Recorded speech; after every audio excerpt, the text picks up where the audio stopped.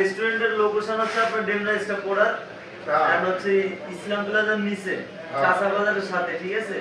তো যারা স্টপ পড়ারে বেশিরভাগ থাকো গাড়ি মাড়ি চালাও, যারা রাজধানী সুপারভাইজার রোড ইনচার্জ, ঠিক আছে, আমাদের মতো যারা আমাদের বলতে আমার মতো যারা গাড়ি টাড়ি চালাও এখানে আসবেন, এখানে খুব খাওয়া দাওয়া অনেক সুন্দর, ঠিক আছে?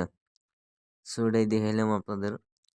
এটা লোকেশন আছে ডেমরা স্টপ বর্ডার ইসলাম প্লাজার সাথে কাঁচা বাজার। ঢাকা শহরে ব্যাচেলার থাকি, বাসা রান্না বান্না হয় না, গ্যাসের দাম বাইরে দেওয়ার পরে এখন হচ্ছে 2000 এর উপরে গ্যাস সিলিন্ডার, প্রায় 2400-2500, অনেক জায়গায় আরো একটু কমও আছে, অনেক জায়গায় আবার আর একটু বেশি। তা আমরা হচ্ছে অলরেডি বাসায় খাওয়া দাওয়া বাদ, 100 টাকার গ্যাস আমরা কিনতে পারতেছি না। আর ঢাকা শহরে যেসব বাড়িতে সরকারি গ্যাস আছে, গ্যাসের লাইন আছে, ওগুলো ভাড়াও অনেক বেশি। ভিড় হচ্ছে আমরা মানে ব্যাচেলার লাইফ নিয়ে কিন্তু জনে থাকি, আমাদের সাথে আরো লোকজন আছে, তারা আজকে নাই।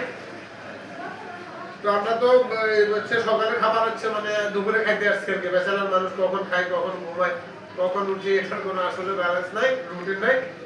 তো আমরা লালবাগ রেস্টুরেন্টে এখন খাইতে আসছি আর কি।